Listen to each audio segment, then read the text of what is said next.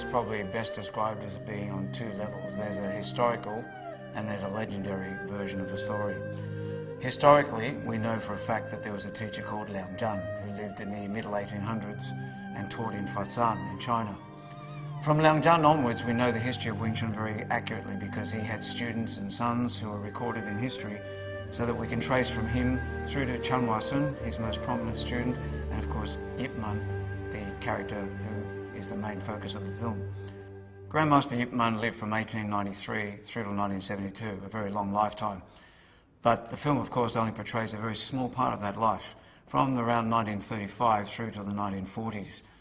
We see him portrayed as a very successful and quite well-to-do landowner, and then we see his very rapid decline due to the invasion of the Japanese, which causes him to live a life of poverty and be forced to use his martial arts in ways that he never imagined he would. In many ways, the period that's not shown in the film, that is the time after he left China, is perhaps the most interesting, and certainly for people like myself who practice Wing Chun, the most important. Had he not left China, had he not been forced to leave China because of war and other issues that were facing him at that time, he may not have ever ended up teaching Wing Chun to the general public, and therefore the world would not know the system or the man. If you delve further forward and look at what happened after he left the mainland, it's a very, very interesting tapestry of stories about his various students and the way in which he got involved in teaching the art and the way that Wing Chun has now become such a prominent martial art. Wing Chun as a martial art is very different from other martial art forms. Wing Chun can be best described as human in nature. The way that Wing Chun works is basically it takes science and uses it against our opponent. It takes his energy and it turns it back on him. It uses structures and angles that will give us the best protection with the least amount of effort. It's a close quarters combat system. It likes to use the hands more than the feet, although it doesn't mean that it doesn't use the feet, but it uses them in more subtle ways than other martial arts. Overall, Wing Chun can be summarized with one very simple expression: Loi Lao Hoi Song, Lat Sao Jik Tung. When an attack comes towards you, you try to intercept it and meet with it. If it tries to retreat, you follow it, keep the pressure on, and the moment that any contact is lost, you attack. Everything we do is based on economy. From wherever the hands are, they move. From wherever I'm standing, I respond. And every movement I make is at my opponent. What we learn to do in Wing Chun is to counter fire. The moment his technique is launched at us, something is being launched back at him. And that makes it very, very hard to fight a Wing Chun fighter. The most famous piece of training equipment is the Muk Yan Zhong, the wooden dummy. As simple as it appears, it's very, very intricate, and it offers us a wide range of possibilities as a result. In terms of what the dummy is really all about, it's to recover.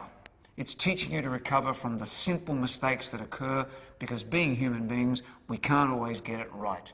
I like to believe that the version of the dummy form that I've been taught by my instructor is a very, very practical one, because my teacher was known for his real-life practice in the streets of Hong Kong, learning how to make Wing Chun work where it really counted.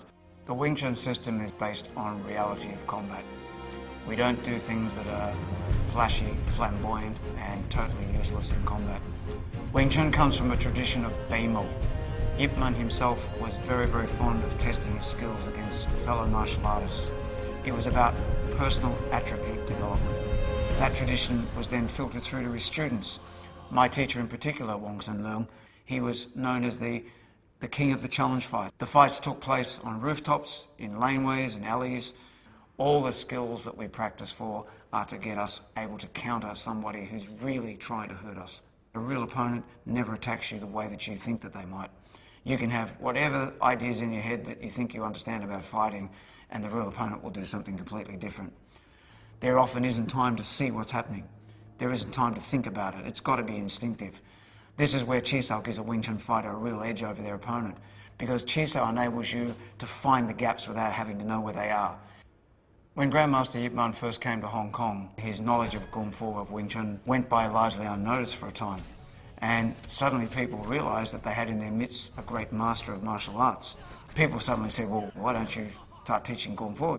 From that point onwards, slowly Yip Man developed a reputation as an instructor and started taking on students.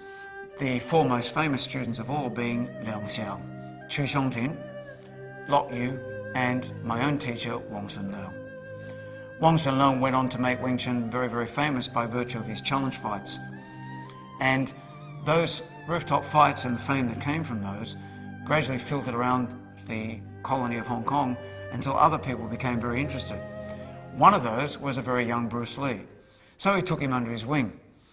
And especially for the last 18 months or so before Bruce Lee left Hong Kong for America, he was training on an almost daily basis with my teacher.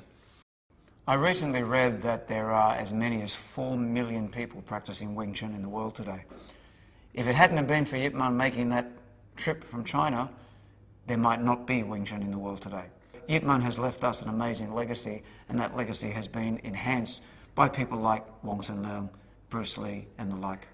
In the film Yip Man, it really captures Wing Chun in the way that is most real from all the examples that I've seen in the past. The portrayal of Grandmaster Yip Man is outstanding in every respect. It's a film that, as a Wing Chun practitioner, I'm very, very proud to look at as a part of our history and our heritage.